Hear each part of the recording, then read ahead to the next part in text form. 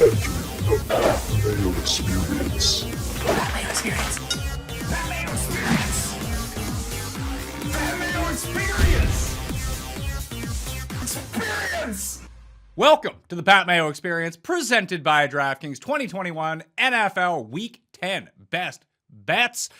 Remember to subscribe to the Mayo Media Network. Smash the like button for the episode. Help us time code it in the comment section and play in the Pat Mayo Experience DraftKings Listeners League. The link is available in the description right now. $15 to play, 3 max entry, no rake, thus making it the best tournament on DraftKings. No rake tournament. You probably want to play in the no rake tournament. I'm not going to lie to you about that one. If you're ever looking for the cheat sheet, you can find it in the Mayo Media newsletter. Also free to subscribe down in the description. Tons down in that description. And if you're an audio listener or if you're a video listener who just wants to help us out a little bit, please rate the Pat Mayo Experience 5 stars on Spotify or Apple Podcasts. You can say like a one line like, hey, I like this show, or get as creative as you want.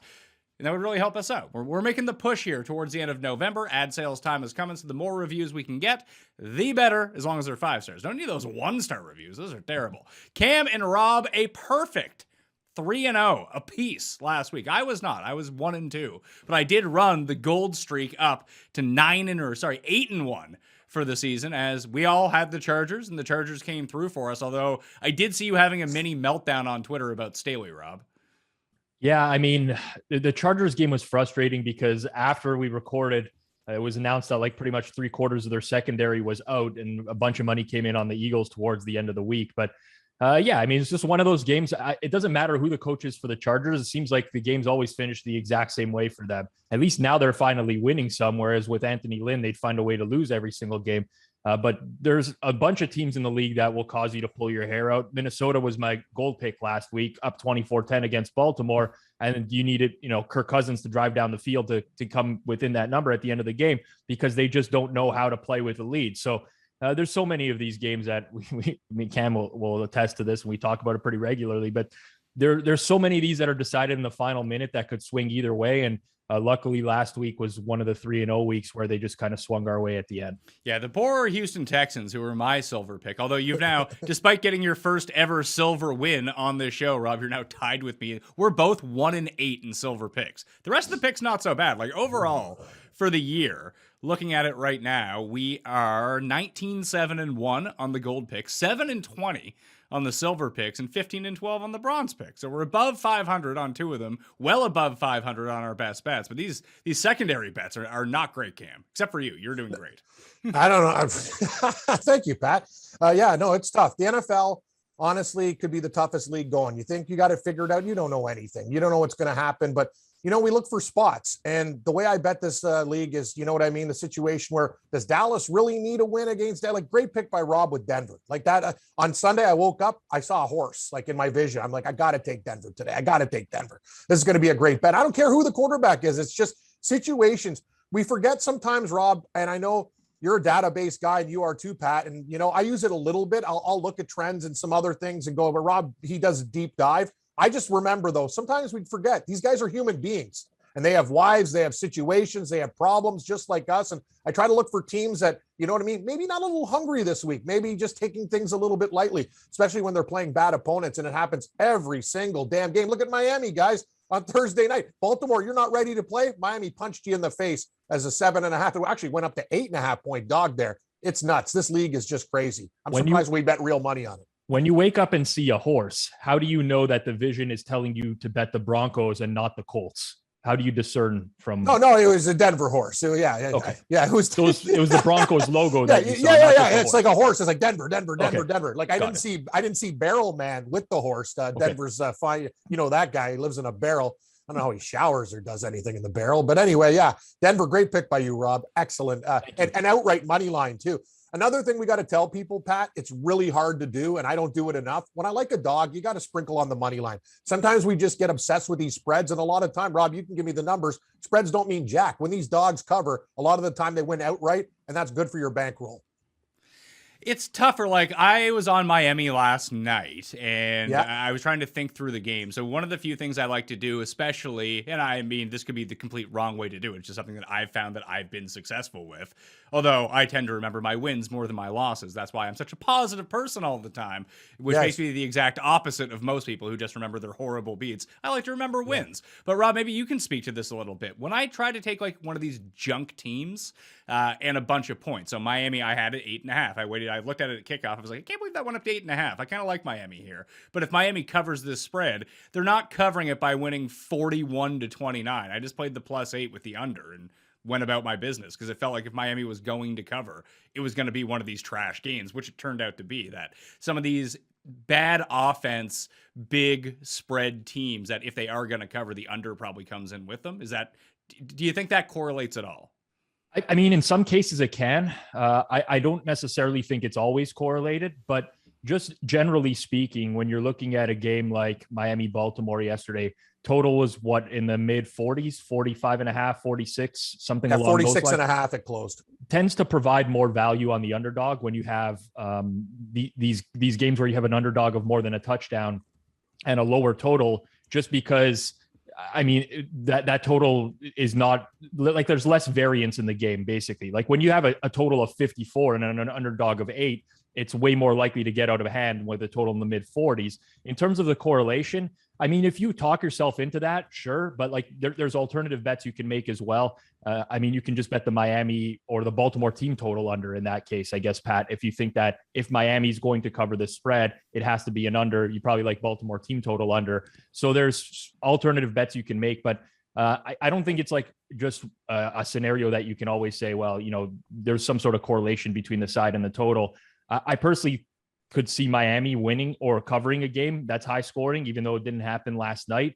It's much more unlikely, but yeah, I know what you're getting at. A lot of times you just kind of envision this scenario. This is the only way that the underdog is going to cover. If I bet them, I might as well throw in the total as well. Yeah, I made 3 separate bets, one on the under, one on Miami +8, and then like a minimal, like took a chunk of, almost like Cam said, when he sprinkles a little bit on an underdog money line. I didn't do that, but I just put a little bit of what I guess you would have bet on the money line on that parlay and tried to make, it probably turned out to be the exact same thing. It was like +2 something, some +235 when it all came down to it. Well, the other thing I wanted to ask you too is, because I did this last week, I didn't actually end up betting the Chargers -1.5 because it was -1.5. Well, actually, by the time we spoke, it was -2, and it was -2, -115. But I was able to get the money line at -120 from earlier in the week. Like the 5 cents for an extra point, as it turned out to be, would that be enough to technically buy the extra point? And it gave me the peace of mind because it's the stupid Chargers that, you know, just win by 1 or something stupid like that, and I still win because it takes the push out of play too. In your scenario, yes, especially with the way that games land on 1 nowadays. When they moved the extra point back, it kind of really changed the margins of NFL games. And 1 and 2 used to be what are called dead numbers in the NFL. They no longer are, because more games land on 1 and 2 with teams going for 2-point conversions, missing extra points and things of that nature. So if you do ever have an option of -2, -115 or -120 money line, -120 money line is by far the best play there. It also eliminates the push probability on the 2 as well. So it's not like, I guess you have to evaluate all of these individually, but in your case, Pat, you made by far the correct decision. Good. What's the dead number? 5's the dead number. 5's not even dead anymore. Yeah, not even. 5 used to be the biggest fish dead number. Like dead bottom of with cinder blocks, like that number. Like when they post a 5, the books don't know what the hell they're doing with the game. Right. It used to be, but again, because of all these scenarios of 2-point conversions and so on and so forth, you see almost double the amount of 5s since they moved the extra point back. Like a dead number nowadays is 9. I guess 8, even 8 used to be a lot more games landing on 8-20, 8-20, stuff like that. Doesn't really happen anymore. And that's why you see actually a lot of moves in the NFL go straight from 7.5 right up to 9.5 or 10. Part of that is teaser protection by the books because they don't want to get the number teased down, but also because those numbers, they're just not as prominent as they used to be. Let's get to the gold picks, see if we can have another 3-0 week with our best bets. I am going to start, and I don't want to belabor the point too much, as I think I've said this every week that I've talked about this team, and it worked out with Cam's gold pick was Atlanta last week, and we all kind of agreed that we liked Atlanta. I'm going straight back to New Orleans in Tennessee this week. I see at DraftKings Sportsbook, it's down to 2.5 as we speak right now. But Rob, this sounds like a good time to use betstamp.app to secure myself a +3 in this spot, because it's +2. Let's see, it's +2.5, -105 right now. So that's probably means it's going to drop to 2 at some point, I would guess. But you can still find a minus or a +3 at -110 out there as well. I like the +3 better. That's what I actually bet was the +3. Yes. If the Saints aren't favored by more than a field goal, take them. They've covered every single time this year. I have go ahead. I'm sorry. I love this guy. Like, you're reading a page from my book. When I wake up and I see Tennessee in this spot, Rob, every new gambler, whatever, if it loses, it loses. But they're like, oh my God, the Titans, they beat the Bills, they beat the Chiefs. Oh yeah, they go into LA, they beat the Rams. Perfect spot. Oh yeah, what? Come home, lay an egg. Are you getting my drift? I think it's like, I'm just saying that line feels like a bait line of all bait lines. I'm just wondering why every new gambler that's looking at this line is talking like they've had a stroke. It's yeah, exactly. But anyway, these guys aren't giving away free money. Like you would have thought Tennessee -4.5 or something. Like, Pat, I'm reading your mail, buddy. I like the old Saint too, the fleur de lis this week. Well, and it feels now like the Saints are coming off a loss to Atlanta. And especially combined with what you said about Tennessee knocking off all these good teams, it doesn't mean it's necessarily going to win. But I do like the spot, and frankly, I mean, the Saints are a really good team. I have no clue who's starting at quarterback for them. I don't really care. I actually think it would be better in this specific matchup to start Taysom Hill, because I think that you can run all over Tennessee if you want to. Kamara might not even play at this point, but weirdly, I don't think it affects them all that much. It's just they're going to win this game with defense if they're going to win, and their defense is really good. It had a blip last week. It happens. Not every team plays great for all 17 games. I think a lot of what you've said is bang on, Pat. Personally, I bet the Saints +3. I'm much less inclined to do so now, just being completely real with everyone, with the probability of Kamara not playing. I do think that their running backs are generally replaceable in the league, but there's probably a handful that I think matter in some capacity. And the Saints have very limited offensive weapons. Like, it's not going to be the same dumping off the ball to Mark Ingram and asking him to make some people miss. So I think that does have an impact, but people don't realize how good the New Orleans Saints defense is just in general right now. And there's all this talk about the Tennessee offense and, they didn't really miss Derrick Henry last week. They had less than 200 yards of total offense last week. They won the game because Matt Stafford was horrible in the first half and the first quarter, just tossing interceptions to pretty much everyone in that game. And what we noticed with Tennessee last week, they still tried to run their offense like they had Derrick Henry. Early down run rate through the roof. They love to run on first and second down. They have a banged up offensive line with Nate Davis, Taylor Lewan injured. And now you go up against a top 3 run defense with the Saints. They have a shutdown corner in Marshawn Lattimore that will probably blanket A.J. Brown the entire game. Julio Jones popped up on the injury report now. This defense, I think, has everything in terms of personnel that's able to shut down this Titans offense. I'm not so confident in the Saints offense anymore, but they're not the ones laying points here.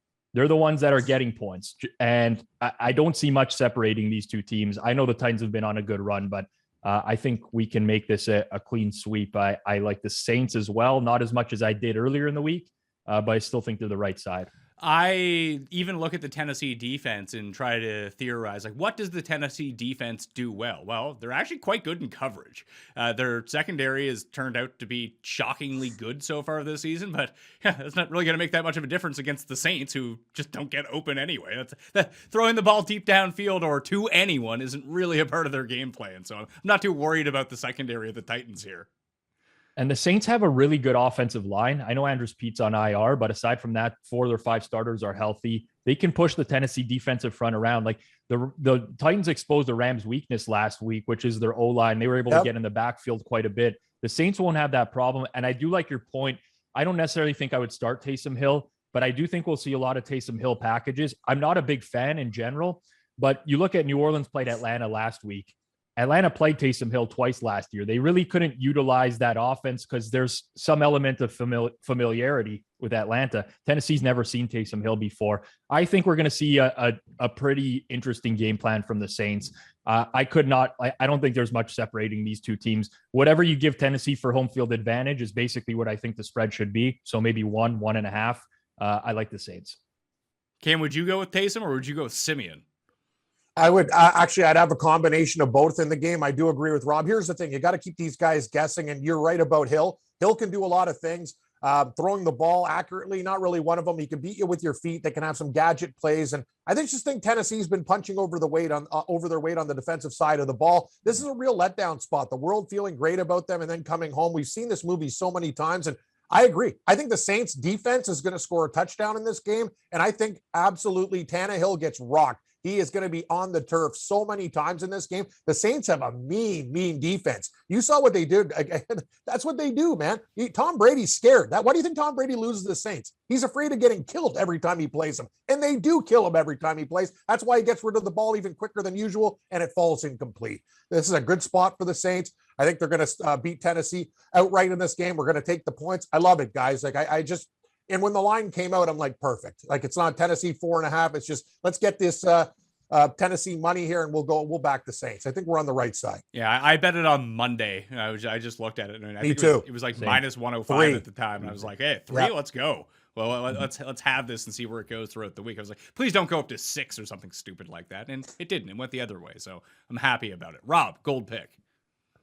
I'm in a similar boat with you where the number in this game has come off of 3. Doesn't really matter to me because I make the game a pick 'em. I'm going to take the Eagles as the goal against the Broncos.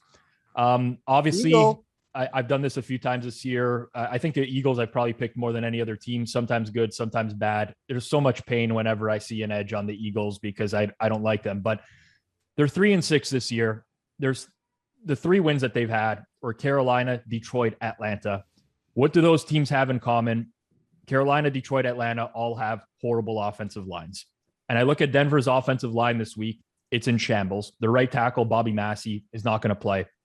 Right guard, Graham Glasgow's on IR. Their left tackle, Garrett Bowles, is doubtful to play. Even their left guard, Dalton Risner, is hurt. He will probably play, but we're looking at least 3 starters down on the Denver offensive line.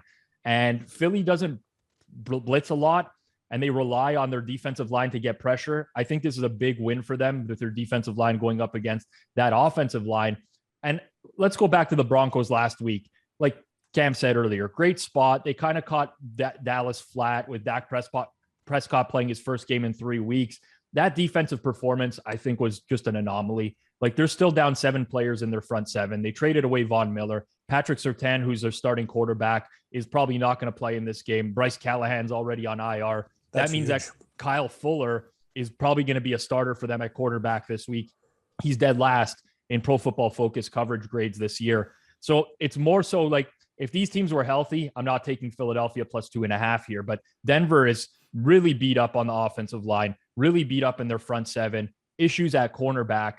I like the Eagles. I can't get to anything more than a pick 'em here because I just think that Denver's injuries are such a huge factor this week. So I'm going with Philadelphia plus 2.5. This game is a stay away for me solely because Denver can somewhat utilize the same blueprint that they did to Dallas last week. The one spot where you can attack Dallas, and we talked about it in at length last week when people were giving you a hard time over your Denver pick. Oh, the Cowboys, how could they possibly not cover 10.5? So they have no run defense. Like, their run defense is horrible, just like the Eagles. Like, the Eagles can use their front 4 to get to the quarterback. That's fine. They can't stop anyone running. And if there's one thing Denver's going to try to do is run the ball 45 times in this game.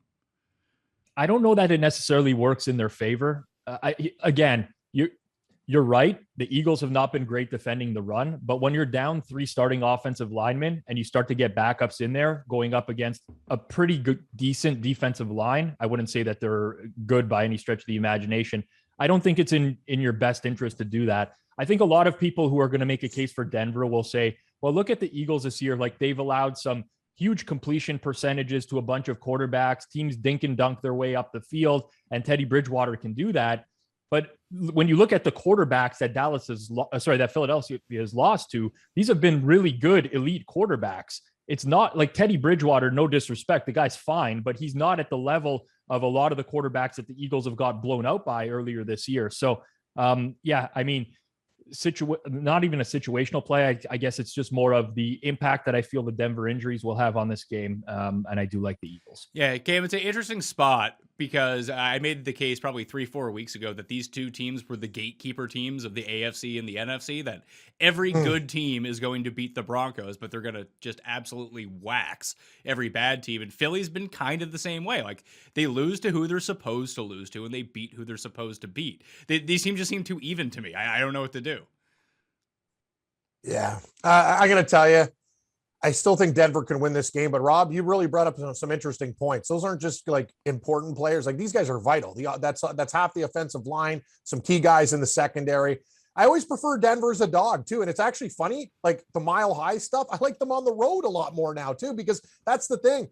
These home road dichotomies in the NFL, take a look at the statistics, the home field advantage. You would think it doesn't matter anymore. It does not matter.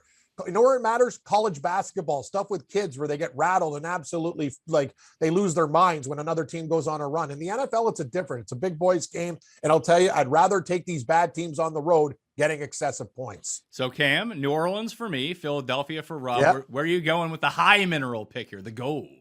Yeah, I got to tell you, Pat, I like the Saints, but I'll put it down a little bit lower on the mineral list. Let's go with our old friend Geoff. Opposite, we're going with the Minnesota Vikings as my gold pick this week. The Chargers, every time these guys play, it's a heart attack special. I'll tell you, now I'm getting 3 points on the DraftKings book with Minnesota. Hey, this Minnesota team, they played really, really well against Baltimore for a while in spurts and didn't get it done. As for the Chargers, they're just a team. They'll win a game. Yeah, you beat Philadelphia. They'll disappoint. They're just a roller coaster ride. I'm just looking at the line. And you know what? Styles make fights. I don't care about Dalvin Cook and his legal situation. They still have Madison. We're going to pound the rock on these guys all day. That's the thing. I think it's just a bad matchup for the Chargers against Minnesota. I think Minnesota can do all the things you need to do to beat this team and turn it into a street fight. I got no problem with that. I think Minnesota can win the game outright, and I'm getting 3. If the Chargers win, they'll probably be down 2 and kick a last-second field goal to win. That's what these guys do. Welcome to the high voltage. I love you, Jeff, but I got to take the Minnesota Vikings. And if you win the damn game, just win by 1 on the money line, or 2. Sorry, you can win by 1 or 2. Vikings, baby. I like the Vikings here too. These are just two teams that are going to try to lose every possible game at the last second. So it's going to come down to a field goal either way. So take the points. Yes, exactly, Pat. No, that's the thing. I look at this line. I'm like, you're giving me 3 with Minnesota. Sold. It's that simple. The number climbed because of the Minnesota, I guess, COVID concerns earlier in the week. As soon as there's any information in the market about, I think Mike Zimmer said that there was 29 close contacts or something to whoever tested positive for COVID. And then we saw some money come in on the Chargers. I don't like the side, but I do agree that if I'm playing the side, it has to be the Vikings here. Cam talks about no home field advantage in the NFL. It's not entirely true. There's still a very small home field advantage. Not like it used to be. The Chargers are one of the teams that might, people laugh at me when I say this, but they might actually have a negative home field advantage because it seems like an away game for them every single time that they actually play at home, because all the visiting fans end up going out to LA and, crowding that stadium. I don't see much separating these two teams. What I do think this game is going to be is a shootout. The total of 53 to me has been bet up from 51 and a half. I agree with that. think that's way too low when you consider the defensive injuries that both Minnesota and the Chargers have right now. And both of these teams play really fast. I mean, the Chargers are the 3rd fastest pace in the entire league. Minnesota's 6th fastest. The only thing I can't get over with the Vikings is, like I said, these defensive injuries. They're now without their best pass rusher, Daniil Hunter, their best player in the secondary, Harrison Smith, their number 1 corner, Pat Peterson. They have other injuries in the secondary, Bashad Breeland, Cam Dantzler. But we have seen the Vikings overcome these kinds of things before, and the offense is good enough that if they do fall behind, they throw the ball, they move it downfield. I'm in agreement with both you guys again. I could not lay this price with the Chargers ever. It's Vikings or nothing. Do you have a lined up silver pick for us, Rob? I do have I'm going to try to make it 2 silver picks in a row. I'm going to go with the Buffalo Bills. Yeah. Laying the points. Buffalo. this is a big overreaction. Like we have to. They're minus 11 at DraftKings right now. That's Buffalo a good against the line. Jets. Used to be 13. Well, and people are betting the Jets. That's fine. They can bet the Jets. This is very like what was the closing line Buffalo Jacksonville last week? 14? Right around that? 13 and a half? 13 and a half. Yeah. Something. Yeah. So we've had an adjustment over the course of the week of roughly 2.5 or 3 points to the Jets, who I think are actually probably worse than the Jags. Even, I mean, maybe that's debatable, but regardless, market's coming in here on Mike White, who has faced, I mean, he's looked okay when he's played, but there's going to be more and more game tape. And this is going to be by far the best defense he's faced so far, because the Bills are number 1 in the league in terms of EPA per play, and they're number 1 in pressure rate. And when you have a defense that is very good at getting pressures on an inexperienced quarterback behind a horrible offensive line that doesn't have a whole lot of weapons, I just don't see a lot of paths to success for the New York Jets in this game. It seems so weird to lay double digits on the road. Pizzola from 5 to 10 years ago would never do this, but it's a new game in the NFL. What the hell are you doing? And Buffalo, this is like a good opportunity for them to get back on track. They get Dawson Knox back. They get the right tackle back this week as well. Like, offensive line was a big problem against Jacksonville for them last week. They get the right tackle back. That shores it up a little bit. And I just don't think the Jets have the defenders to defend all these weapons. So give me Rob, Buffalo minus 11. Alternate spread. Bills by 26. Let's go. Nobody circles the wagons like the Buffalo Bills. I agree with you. Like, I think they might win this game, Pat, like I'm thinking a minimum, a touchdown, a quarter, between 28 and 34 points. Like, this might be an absolute shellacking for how bad they've been playing. Bad fourth quarter against the Fish, horrible game against Jacksonville, blew it against Tennessee. Like, this team is steaming now, and everybody's down on them. You should hear Buffalo radio here. The Bills, Josh Allen, he's got a hitch in his giddy up. Like, you know what I mean? Can you believe, though, Josh Allen has the most batted down balls, and he's one of the tallest quarterbacks. So I don't know if they're talking about he has a tell or something. I don't care. It won't matter against the Jets this week. We'll worry about these other problems later on. I love you, Rob. I'm with you on this one. I think the Bills massacre these guys. Yeah, I'm always pro Bills against terrible teams. It didn't work out finally against Jacksonville a week ago, but they even somehow covered like the 14 against Miami 2 weeks ago when they played like absolute trash, and they still covered sleepwalking that game. Yep. They did. So if they can just jump out in the first quarter, I'm with you guys. Although the Jets game plan with Magic Mike is dump offs to the running backs. Magic Mike. Which I do think will cause some problems to the Bills and Magic actually Mike White. Not necessarily putting up like 45 points, but like actually getting a first down or two. I think that's going to be somewhat successful for them if they can go back to that game plan. But I just don't see them having any success downfield. But teams have started to play Josh Allen like they have Patrick Mahomes. Like, they're just putting the safeties too deep and be like, hey, hit us in the mid-range. Try to run the ball. I just don't feel like the Jets have the personnel to actually pull that off, though, is the problem. That's part of it. Like, Marcus May had, I think he tore his Achilles last week, which is a pretty big blow to that defense. He's a very good safety. And then, like, what are the Jets going to score in this game, right? I mean, I feel like Buffalo can have a poor offensive game and still cover 11. And it's very similar to Miami a couple weeks ago, like you mentioned, Pat. I mean, the good news for me as a fan this week, just watching the game, is that I checked the New York Jets roster and they don't have a player named Josh Allen as well. So I don't have to hear Scott Hansen getting excited every 15 minutes about a Josh Allen sack or interception or fumble recovery, which made me want to pull my hair out last week. But I mean, there's a massive gap between these two teams. Really bad game by Buffalo last week. We get some value on them this week because they lose to the Jags outright. So, Rob, I know you love your numbers. You're a numbers guy, as Cam always likes to say.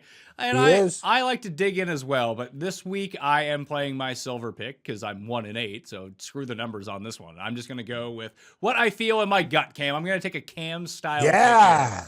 I am taking the Green Bay Packers -3 at home against Seattle. It is time for Aaron Rodgers he's been stewing. He has been stewing now for a week. The world hates Aaron Rodgers. Stewing in disease. Yeah, well, he's going to be fine coming back in this game. I mean, as long as he's active.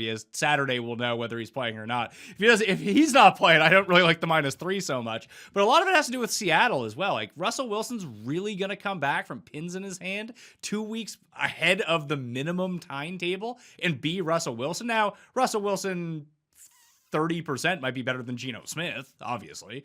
But I just think that the way that the Packers match up with the Steelers in this spot, plus Aaron Rodgers is just going to do, maybe he'll overdo it and they'll be horrible, or he'll throw 5 touchdowns. And that's just, it feels like one of those games for Aaron Rodgers here. Normally, I really like the Seahawks getting dog points on the road in these close games. I just don't think that they're up to the task to beat the Packers. Packers are good. Like, they actually are. No one wants to say that the Packers are good, but they are, where the Seahawks are.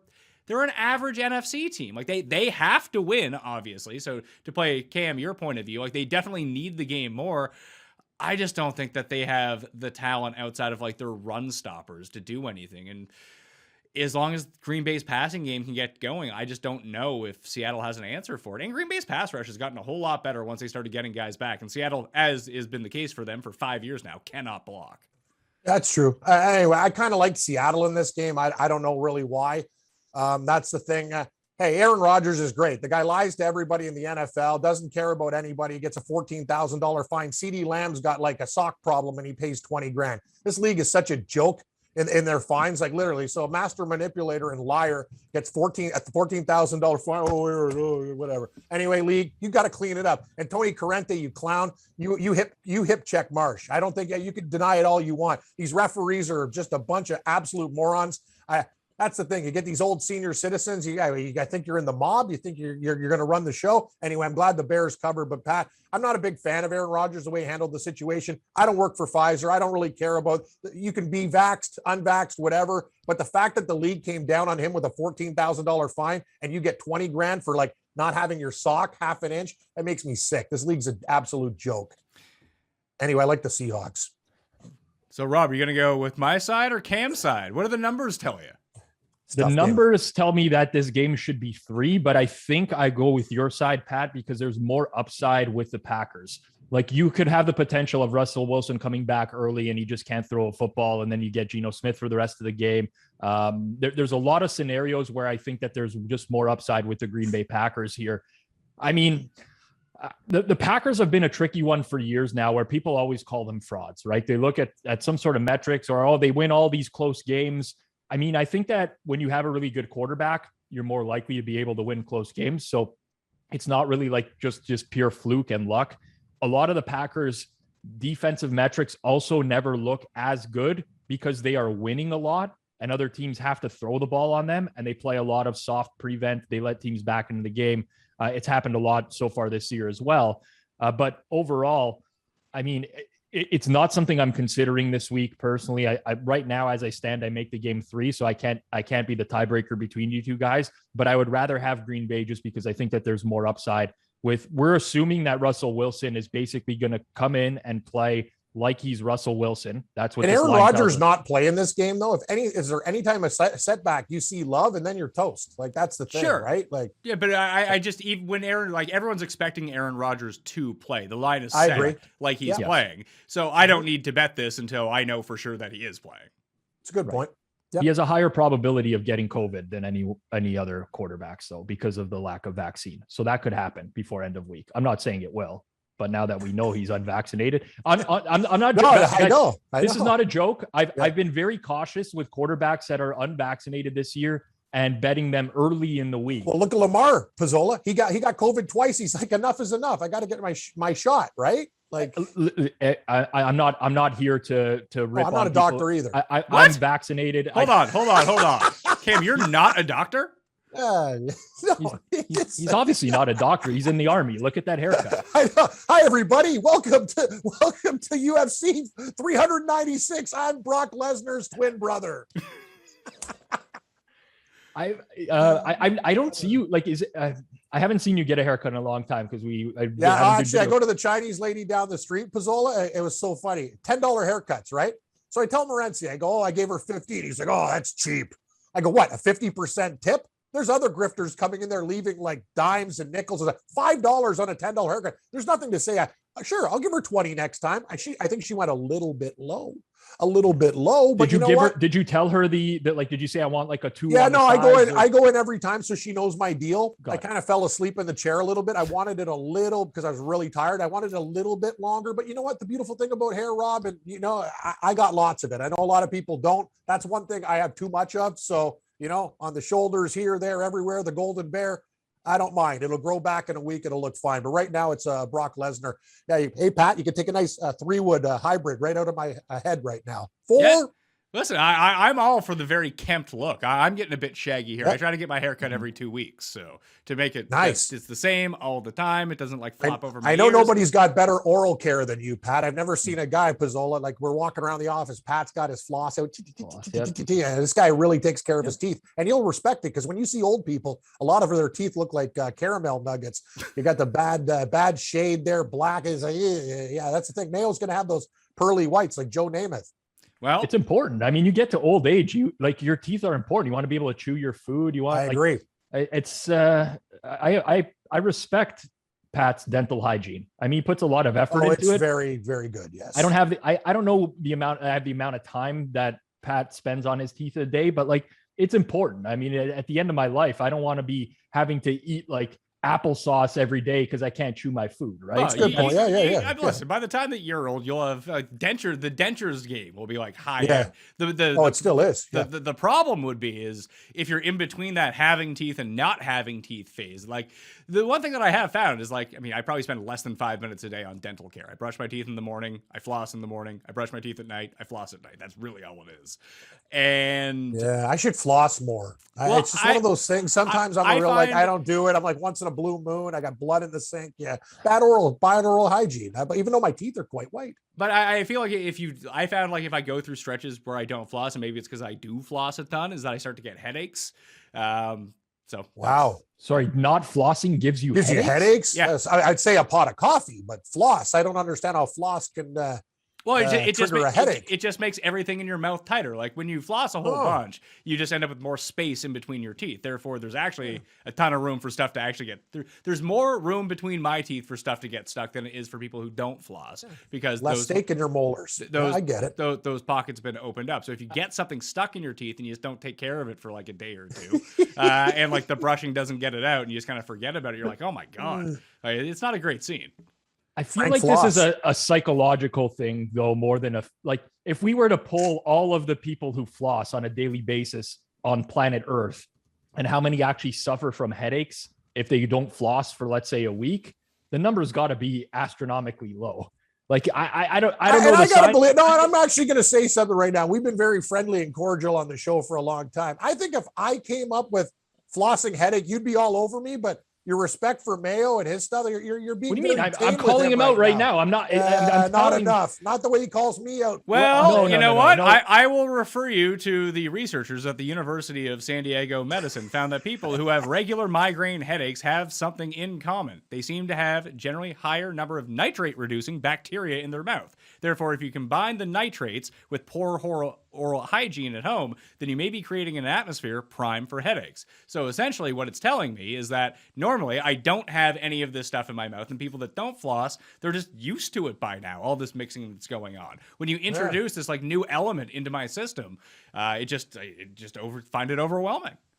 Interesting. It's fair. I'm not going to go through the I'm not studies. sure how this exactly. I don't know who wrote this study for this guy. It could be some guy in the street. I went to University of San Diego. You know what? I'm doing my own research on the internet. Okay, guys. After you told me you weren't a doctor, I don't know what to believe anymore. Exactly. I lied to you guys. First off, it's going to be headaches from floss. Next week, Rob, you're going to find me at a JFK Jr. rally waiting for him to come back. Nice. Silver pick, Cam. Silver. Oh, hi-ho, Silver. What are we going to do here? This is a tough board. I want to take a lot of really weird stuff, but the one that I landed on this week, guys, is the Cleveland Browns.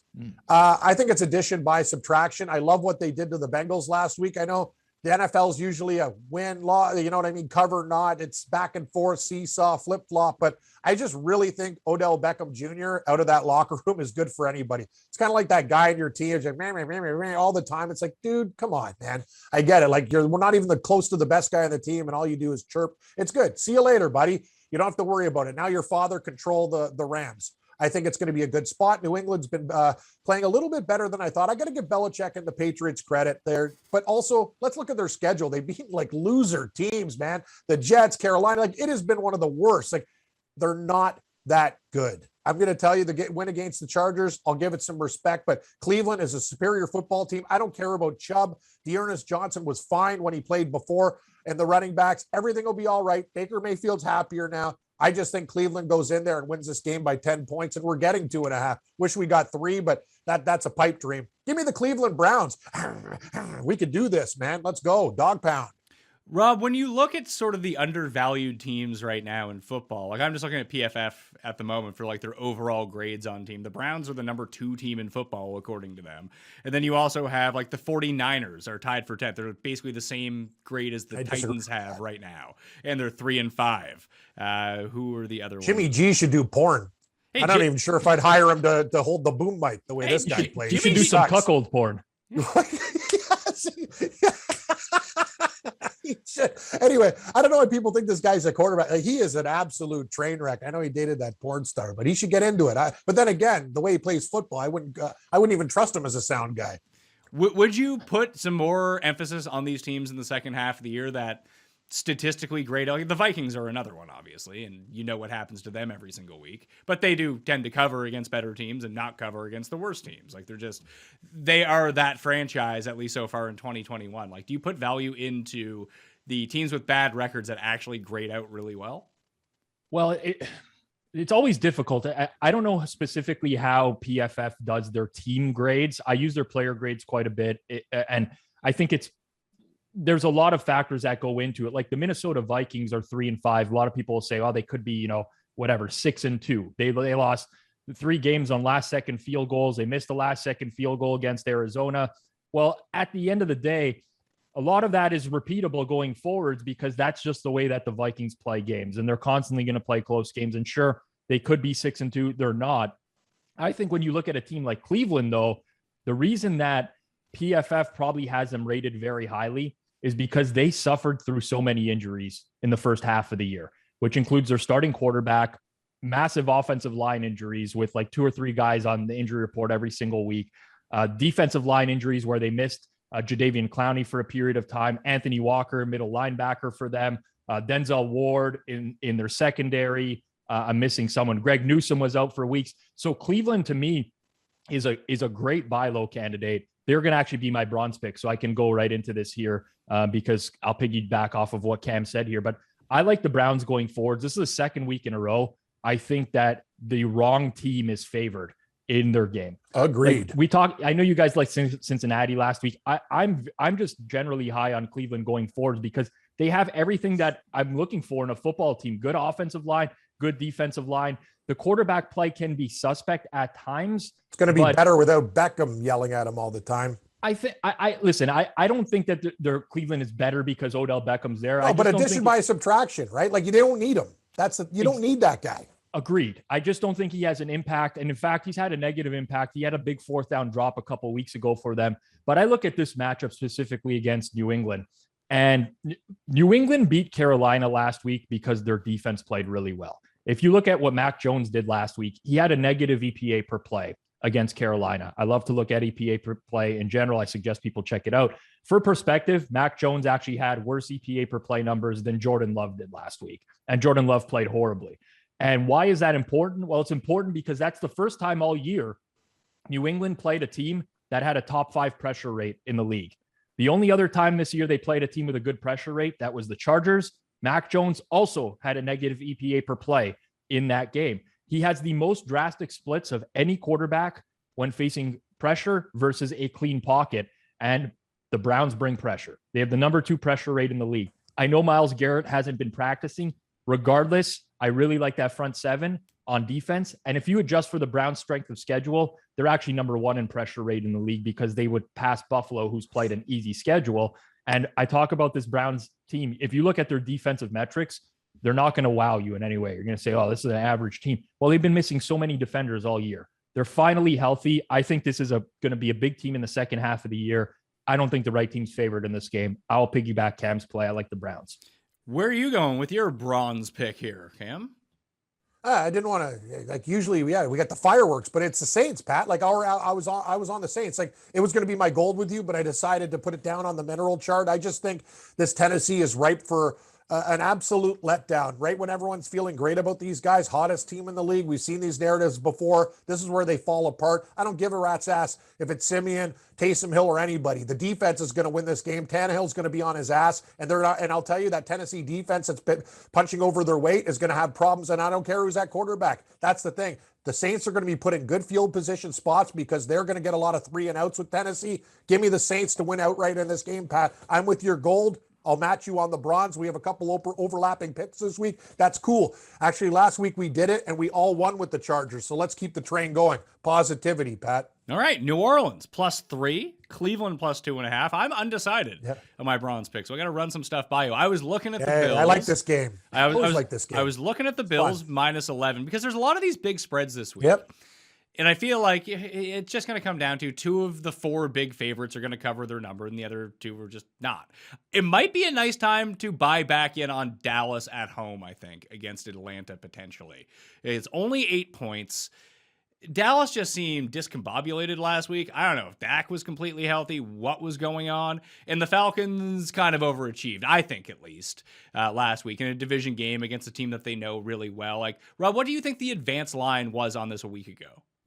I actually don't know because I tend not to look at the look-ahead lines in general, but we're talking about Dallas closed -10 against Denver, and now they're laying 8 against Atlanta. There's an adjustment that's been made. I don't necessarily think Atlanta is better than Denver. So I do think there's value in the Cowboys, and this is a good buy low spot. I actually considered this as well for one of my plays this week.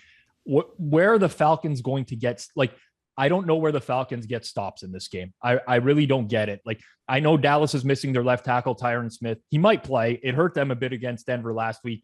Atlanta has the 2nd worst pressure rate in the entire league. They're dead last in the league. They have 11 sacks in 8 games. Dallas is getting Michael Gallup back on offense this week. I don't know what the Falcons are going to do to stop the Cowboys offense. Now, you can make the argument the other way around that Dallas's defense is overrated, but the Falcons just don't have the playmakers. Like, Calvin Ridley is out. They don't have the weapons that I think can compete in a shootout. So to me, I think this is a short number. I'm actually surprised that the market moved towards Atlanta earlier this week. Well, Cam, it's almost like what you said earlier when styles make fights. The Broncos had an advantage in the running game last week with 2 running backs. They want to commit to running the ball. Atlanta can't do that against Dallas. Like, they can't run the ball, so that's an issue. Here's the thing, too. The way that Dallas lost in that game, they're going to be absolutely frustrated. Let's just call it for what it is, Pat. You said at the start of the show, they were not there. They mentally checked out. Prescott just came back. It was like one of those games. It's like, we're going to bring our F game and still beat Denver. And no, they didn't. And you could tell because they didn't have any good spurts in that game. It was just an absolute shit kicking from when the game started. You knew. And I do live betting, Pizzola on the shows too. You knew that they weren't coming back. It's one of those ones you look like, ooh, the Saints will make it a game against Atlanta when they're getting smoked. But I just felt the whole day, no, Denver's going to murder these guys. There was one point where Dallas blocked the punt and then Denver recovered it and kept the ball. That was a point where I thought Dallas might come back and win the game. Like, okay, this is going to be the turning point in the game, but they didn't. I mean, every team over the course of a year, no matter how good you are, you have games like that. Every team has games like that. The Bucks, look at the Bucks won the Super Bowl last year. They had 2 or 3 duds. They went into New Orleans on a Monday night. They lost like 38-3. They had like 100 yards of total offense. It happens. And Prescott had a bye. And then Cooper Rush started. Like, he had 2 weeks off. I mean, I think there's an element of rust there where he was just missing receivers. There was a lot of video I watched on that game where the Cowboys offense actually generated a ton of open receivers, and Dak, for whatever reason, just didn't find them, didn't throw the ball to them, made the wrong pass. I think they look at that on tape. This is a very exploitable Falcons defense. I don't know. I feel like this is a get right game for Dallas where we realize again, they are a contender, and Atlanta, sorry, but your recent wins are not all that impressive when you consider it's been Trevor Siemian last week. And then prior to that, they had Carolina, Miami, the Jets. Like, look at who Atlanta's played since week 3, the Giants, Washington, the Jets, the Dolphins, the Panthers, and they played the Saints last week with a backup quarterback. They've played nobody for 6 straight games. a huge step up in class here. Do you guys have any leans on the Sunday night or Monday night game? Because yes, I do. I don't have the balls to bet the Raiders over the Chiefs. So I do. I'm just not going to bet it. But I do like the Niners against the Rams because that number makes no sense to me. It's almost the same thing I did with the Thursday night game where I looked at the line. It was 7.5 earlier in the week with Miami against Baltimore. I was like, are they really generating that much interest in Miami at plus 7.5? Like, if they put the line at minus 13.5 for Baltimore, I feel like the same people would still bet Baltimore in the spot. I don't know what's going on. And I feel the same way about the Niners. Like, everyone's just so down on the Niners, even though the Rams lost last week. This seems like a really... I love the Niners this week. I like the Niners and this number. It feels like they lose by a field goal. This is the thing. This team's been horrible all year. I think they get their act together this week in a divisional game and against a team they hate. See, the Rams are all tweeting, hey, OBJ, whatever. It's like Hollywood stuff with Jalen Ramsey and stuff. I got a lot of issues with the Rams. Like, that performance against Tennessee, like I still have futures on these guys, but they're a team I'm starting really to dislike. I dislike a lot of players on their team, actually. I think they have a lot of clowns, talented ones, but they are clowns. I think San Francisco is going to show up this week. I think they can win the game outright, Pat. I would take the points. I'll put it to you this way. I think the Raiders and them, one or both wins on the money line. I would take both dogs in the Sunday night game on the money line. One of them wins, you make money. That's the way I look at it. I have no faith in Kansas City, even though they could blow these guys out. I'm telling you, San Francisco shows up in this game. I like the Niners. I do as well. I mean, no opinion on Kansas City, Las Vegas. I think the line is right at 2.5. I would get interested if it does go to 3 and getting the Raiders there. But the thing with San Fran, people have to remember is everyone is ragging on them after last week, right? Because so many people bet them early in the week and then ended up with a great number because they bet like +3 or pick them and all the parlays, Pizzola, that I added to money line parlays. Can't miss. But tracking it all throughout Sunday, it seemed like, I don't know, Rob, you would know this world better than I think. I mean, Cam, you might know too. It seemed like everyone who bets as like a syndicate or as a huge like professional bettor all hammered Arizona on Sunday morning when the line got to like 4.5. So it actually got up to 5.5. But did it go to like 7? Colt McCoy went to like 7 in that game for Arizona San Fran. Yeah. I don't know how high it got. The reality is the reason why, Pat, is because you're looking at so many professionals who are middling the game. Yeah. Where they ended up with San Fran early in the week with the hopes that Kyler Murray or DeAndre Hopkins would be out. They're both out. They let the line run as far as it possibly can. Come back in on the other side. You end up with 2+ EV bets. Hope that the game lands somewhere in that range. It didn't. They're going to lose the juice on the San Fran from early in the week because Arizona wins outright. But with San Fran, like that's a very tough situation for a team to prepare for.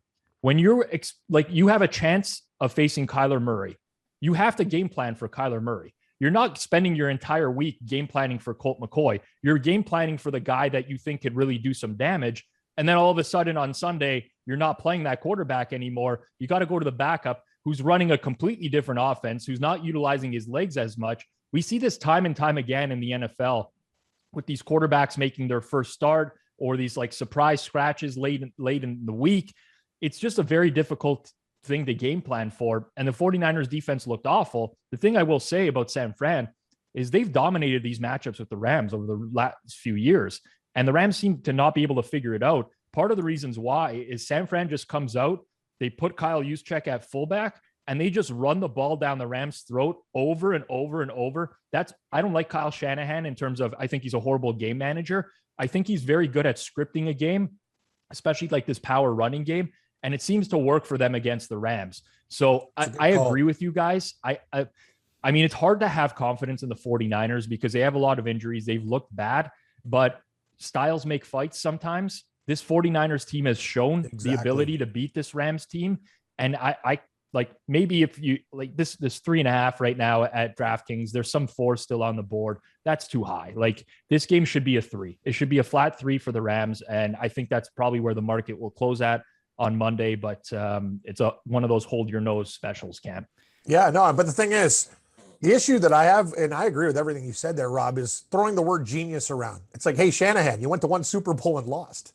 Like that's the thing. Like these NFL narratives and these guys on TV and radio and everything, they just come up with this stuff. And it's like, no, you're absolutely wrong. Like, are you watching these games? So yeah, it's just one of the things. I agree with you, but this is a good spot for San Francisco. You're right. If San Francisco wants to turn this into a very, very ugly game and pound the living crap out of them and basically pick a fight with the Rams, they'll win outright and cover. If they try to get, dinky and like, you know what I mean? That's what the Rams do. The Rams are a good team, but they're flaky.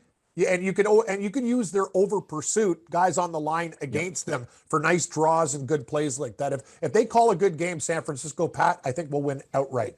Last one I wanted to bring to your attention because it's just so many situations are up in the air. Arizona's minus 10.5 against Carolina, and this is potentially the worst team that Carolina could possibly play based on what they do poorly and what Arizona does really well. Obviously, McCaffrey being back is an actual game changer for them in terms of how their offense runs, but it's going to be PJ Walker, I'm assuming, over Cam Newton.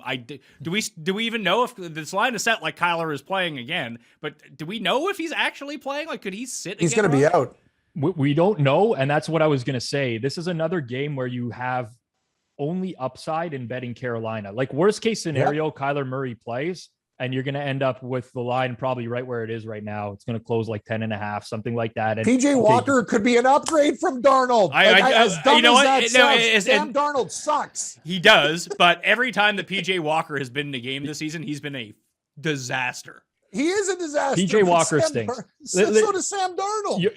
I think for this specific one game, Walker could be an upgrade over Darnold. I think in the long run, if Walker had to play half a season, he's so bad. Teams will just kill him. What did Carolina do with their quarterback? How did we get this? This is the thing. Carolina, what are you doing? Cam Newton can't save your season. It's absolutely what are you doing? What's your game plan? That's the whole thing, Rob. Bottom line is they should have drafted a real quarterback and have your people invest in Sam Darnold after all of us have watched him for years being one of the biggest jokes and busts in the NFL. That's just stupid. You didn't do your due diligence, and Cam's coming back and you think you're going to save the season. I have no idea what this team is doing. They should just pack it up, pack it in, and draft a quarterback next time. But I will say this, I think they cover this week against Arizona. The biggest thing I see is that Carolina legit can't block. And if there's one thing that the Cardinals can do on defense, it's harass the quarterback. That's true. Unless PJ Walker is breaking off chunk runs. Also, Carolina's defense, they have a pretty decent pass rush, can't tackle, and now they're taking on a pure speed team who wants to play an up-tempo pace like the Cardinals. It just seems like a lot of points could be generated. But I still run the risk of no Kyler, no DeAndre Hopkins, potentially no Rondell Moore in this game too. It's not that I want to bet it right now. It feels like that number's not high enough if all those guys end up playing with PJ Walker. But Colt Murray, Pat. Colt Murray did a good Colt Murray. McCoy. Colt Murray. Whoa. Everybody, I'm Colt Murray. No, yeah, Colt McCoy did a great job in that game. But this is the beautiful thing about the backup quarterback. If he plays again, he will not have that performance. It's kind of like, hey, here I am, everybody. I'm the backup, and now another week with him. I think it would be a little bit detrimental. I know it's crazy, and you agree, Rob. I think Carolina, I'm not going to say it's my favorite game, but gun to my head, I'm taking the Panthers. All right, so I'm not going to be on. Oh, go ahead, Pat. No, I was going to say, I have decided. Oh, this is very Canadian, and you, sir. No, you, sir. No, I'm so sorry about that. Maybe you should go and continue the talk. I cut you off, friend. I'm taking Dallas -8. I think that number is 4.6. How about them Cowboys? When I initially did my when I did my spreads on Monday morning before I looked at the lines, I had Dallas -12.5 as a favorite at home over Atlanta. I don't buy Atlanta for a lot of the reasons that Rob pointed out, and I think it's just stylistically a very bad matchup for them. Now, we'll see what ends up happening. 8's a lot of points, but I like Dallas's offense to get back on track here. So that's gonna be my bronze pick, Dallas -8. I just got a DM, and this will be fun for you guys. Tim is now complaining, Andercust, that because he said that the Jets, they get the mini bye against the Bills. He's all over Mike White, but now he's furious that they have to play the Dolphins next week, and that the Dolphins now have 3 wins and are better than the Jets, and they get 10 days off before they play the Jets, and that the league has rigged this against the Jets. Is his take. I don't even know how to respond. Yeah, Like these schedules sounds like automated. that's just horseshit. Like it's a computer making these. The computer is making these schedules. Unless there's like some sort of software developer within the league office. Yeah, he's like, really the software developer. The New York Jets did me wrong as a ball boy, come on, it's really the Jets. You get to play really. Their schedule didn't this look who they played too, Pizzola. It's not like they've their schedule can't be. Where's the Jets schedule ranked? I will say this. I don't know where it ranks. I'll look up where it ranks, but the Jets are not garbage because of their schedule. They're garbage because their team is garbage and they don't have a quarterback. And that's the reality. You could give them the best schedule in the league. You can give them a bye week, I love it. The schedule is not what's contributing to this Jets team being bad. I mean, let's look at it here. The Jets, okay. It's been pretty much league average. Yeah. Now, I think he's saying the rest situations have been tough for them. They got the bye week after the Atlanta game, which was in London, right? So it's not like they had the Miami situation where they had to play after the London game. I don't know what Cust is talking about. I think sometimes he's I got a headache. We're not breaking it down. All we know is the Jets, don't cry for the Jets. So Cam, you had turkey bacon this morning. It was the only thing that you could talk about when we came on. So the floor is yours. Well, I got diagnosed with type 2 diabetes. I was wondering why I was urinating 27 times a day. I was actually getting scared. I'm like, it's hurting a bit. You know what I mean? It's I left it a bit, and then the doctor said I was borderline. And then next time I went in when I did the blood tests, and so I'm Dan diabetes now. It's tough because I used to crush colas and eat Wonder Bread, grilled cheese sandwiches, or lots of stuff, processed meats. It's all gone, Pat. I've never known a friend like hummus. Hummus is my new thing. I'm eating it hummus. I don't mind it actually. I prefer potato chips, but that's the way it is. Turkey bacon. I bought Butterball turkey bacon. It was on sale. It literally tasted like a radial tire. I might as well be eating Bridgestones. It was awful. The best thing you can do for diabetes is a tip. If anybody's watching and you're pre-diabetic right now, just get a mitt full of eggs, put them in boiling water, peel them. I know it's a little bit of a pain in the ass, but a hard-boiled egg, little pepper, that'll get the job done. It fills you up. Oatmeal, gets kind of boring. Throw some blueberries or fruit in there. I get it. That's what I'm dealing with. But I will say this. I'm looking for a turkey bacon that, delivers. And Butterball, very disappointed. I'm usually a big fan of your turkey products. Your turkey bacon sucks. I'd rather eat a tire. So did they tell you can't eat so I'm type 1 diabetic for those that don't know. So I've experienced this for many years. I'm a little bit different in the way I'm medicated. No milk either. No milk. Did they the tell doctor you said cream's better than milk. Milk's got just tons of sugar in it. It's got tons of sugar in it. Orange juice, horrible. It's the worst. Well, of course, anything with sugar as a diabetic, you're going to try to avoid. But I got to eat fruit. You do, but you pick stuff that's not like pineapple every day. You know what I'm saying? What's the best fruit for it? Blueberries, raspberries. Berries are berries are good.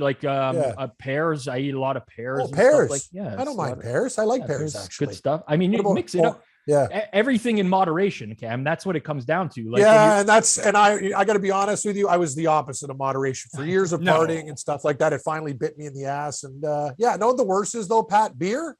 My doctor's beer is the worst, but vodka soda is something I could become a friend with. I asked my girlfriend a long time ago. She actually lost weight drinking vodka soda and eating chicken wings without the batter because it's got no sugar in it. The tonic's got the sugar, the soda doesn't.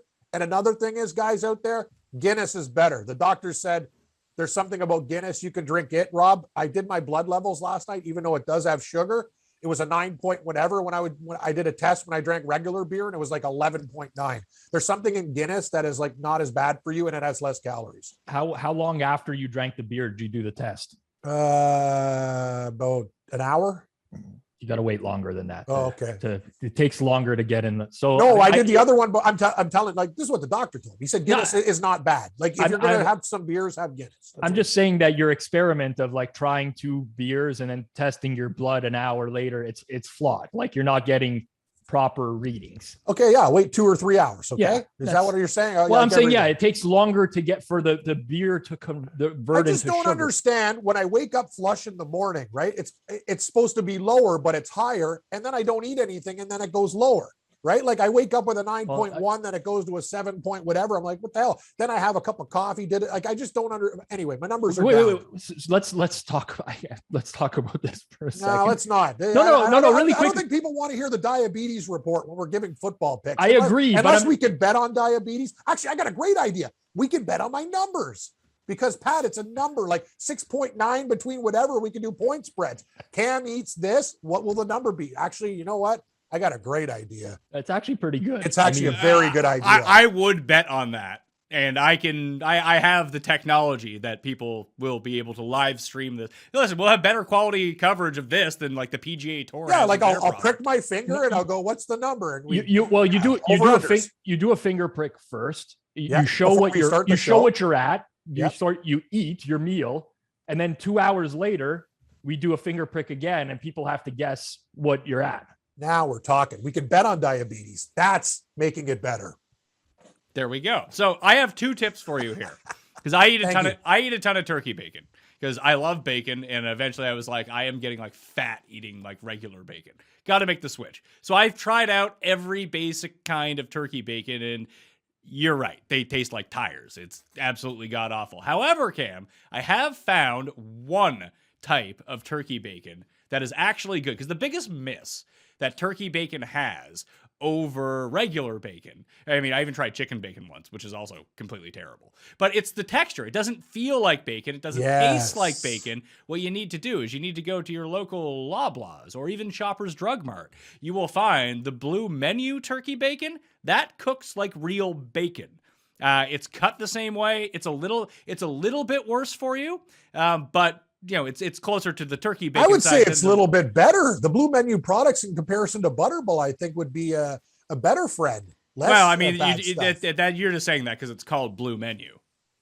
Yeah. Yeah, no, but their Blue Menu products are like usually lower in fat and all the bad stuff, whereas I bought Butterball turkey bacon and it was horrible. So why wouldn't I go with the Blue Menu? It sounds like a winner. All I'll say is give it a shot. And that's probably the best turkey bacon that you can have on the market. It's not for everyone, obviously, but I feel like it gets crispy, like a real piece of bacon does. I like that. Yeah, this stuff doesn't get crisp. No, it gets crisp, but then it like shatters into a million pieces. Yeah, that's another thing. Yeah, it's either rubbery like a ball, or else it's so crisp it tastes like I might as well like eat embers from a fire. Like and it's not like when bacon crisps up, it tastes, ooh, that's a nice salty crunch. This is just like, yeah, like hot ass. Like I don't even know what to say. It's just, yeah, it's basically like eating a tree on fire. It's bark that's been lit, and I'm like, it's horrible. It's absolutely so. Disgusting. The second move is PC brand lemon soda water. Are you working for Galen Weston here? Like, where's? No, listen, I'm just telling. Hustle. Listen, Feinberg hooked me up. He knows all these people. Why, so Feinberg's got diabetes too? I thought he just had Charger fever. No, he just knows all the rich people. So he can get me in with them. Oh, yes, hello. Yes, he does know rich people. Yes, Mr. Feinberg. Excellent. So those those ones in particular, the lemon flavored soda water ones are excellent. And you don't even need to mix anything. I've tried them all, Pat. I'm actually one of those guys. It's weird because I like Coke and Pepsi. I like my soda water plain. I don't like pomegranate, mandarin, the stupid fruits. See, I don't like those ones either. The lemon ones, it's just a hint of lemon. It's nice. Okay, I like lemon. And I like put it this way: if you're gonna mix like what, because I used to drink just water and vodka and throw a lemon in it, and that would be my drink. I found this way I don't even need to throw the lemon in. I have a little bit of lemon taste plus the vod. It's the perfect mix. So you're telling me you drank vodka sodas uncarbonated? Like you don't need a carbonation in it? You just like the water? It wasn't a vodka soda. It was a vodka water. Yeah, that's what my girlfriend, like, that's the thing. Like, I'm like, honey, I can't, like, I need bubbles in my like drink. Yeah. She's drinking it like tap water and vodka. I'm like, how the hell do you do that? No, I'm not a big fan of that. Squeeze a lemon wedge into it. You're good to go. It's good for hydration. And like, if you don't want to feel like you got hit by a bus the next morning, vodka waters are a good way to go. Yeah. Right. Okay. That was the big thing for me because I'd be waking up like I can't. Yeah, function for like 2 last days. night I was watching a football game. I had some Guinnesses and smoked a cannon, and I feel like I've been in a heavyweight fight. Like I thought it would be a lot easier. Like Pat, I've done things where I could drink till 4 o'clock in the morning and do like a show, like no problem. But now, Rob, I found with diabetes, I feel more beat down. Like it's a real problem. Oh, I mean, it's a lifestyle change. I can get to you too, because I mean, this is a free plug for a former sponsor of the show. I think they're sponsoring again. But if you go to beamorganics.com, Cam, and you use code Mayo, they will send you free stuff. You don't have to put in a credit card. You don't have to do anything. Beamorganics.com. They have this like Sunbeam? like Beam, like BEAM. Yeah, beam, like a beam of light. Yes. Okay, So like beamorganics.com. Not Rich Beam. They have no, not Rich Beam, not Beam Beamer.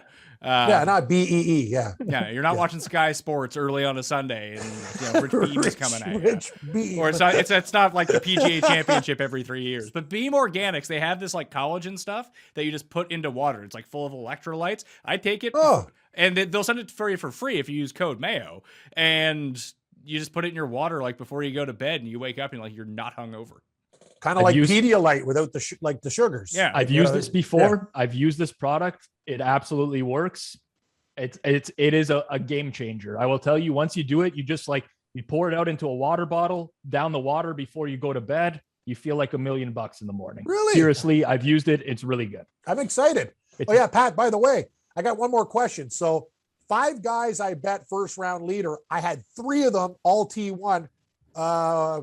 I guess they're going to split it up in each, like, is it basically the same each way, right? Like I didn't each way them. I had Henley, Mark Leishman, and Gooch. Yeah. The bully from Different Strokes. I usually do 5 first round leader guys, and they all went T1. So what's the deal, right? Like I'm not going to get paid for them full. They're going to split it up. No. So like, I mean, those guys were probably like what, 50 to 1 ish? Yeah. 45, 50. Yeah. You'll get paid 10 to 1 on each of them. Okay, that's fine. I can accept that. Yeah, it's a pretty good hit. So technically, between all of it, because you're looking just to hit the one, it's really like $350. Yeah, like I mean, instead of hitting 1 for 30 to 1, you hit 3 for 10 to 1. It all works. Yeah, out. thank you. There you go. Yeah, it was very Solid good. hit. Very nice. Yeah, thank you. All right, boys. Thanks for being on. Talk to you next week. You got it. All right, Cam, you can find at sportsgrid.com and find him. Oh, new Sirius channel for you and Gabe, right? Yeah, thank you, Pat. I appreciate that. And so will the suits at work. Yeah, we're moving up the dial. Apparently things are going well. 159 is our new number. So we're clubbed in there with all the sports channels. Sirius 159. You can listen to me and Morency 6 to 7 Eastern, and all the Sports Grid. We're on Roku, any type of device. Just check it out. Go to Sports Grid and you'll figure it out. We do a live betting show on Sunday too during the games, and hopefully we'll pick you some winners. Rob Pizzola, betstamp.app. Tell the people once again. Absolutely. Check out betstamp.app. We actually just launched a great new feature this week, which is called BetLink.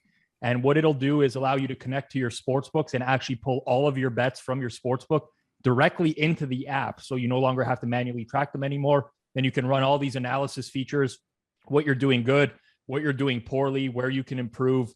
So we're really excited about that. But anyone can check it out, betstamp.app, or download it on Android or iOS. Rob, it's pretty impressive. I know I'm losing money. I don't need them to I don't need an app to tell me that.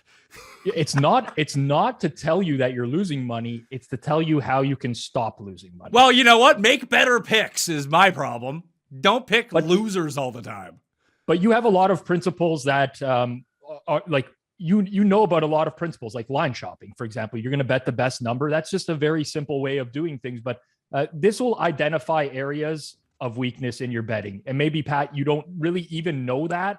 Like maybe you're just very bad at, I'm just throwing out a random example here, head-to-heads in golf. And if you stopped betting head-to-heads in golf, you'd have a much better ROI. So it's identifying things like that you're not doing well within your own betting portfolio and saying, okay, I should probably not do this anymore or pivot to something else. I went and checked the sports books and my DraftKings account this week as a sort of an end of the year tally. Like, hey, how much am I up? How much am I down? Didn't think I would be up. And I'm actually up a slight bit because I won a bunch of money on the Super Bowl national anthem over.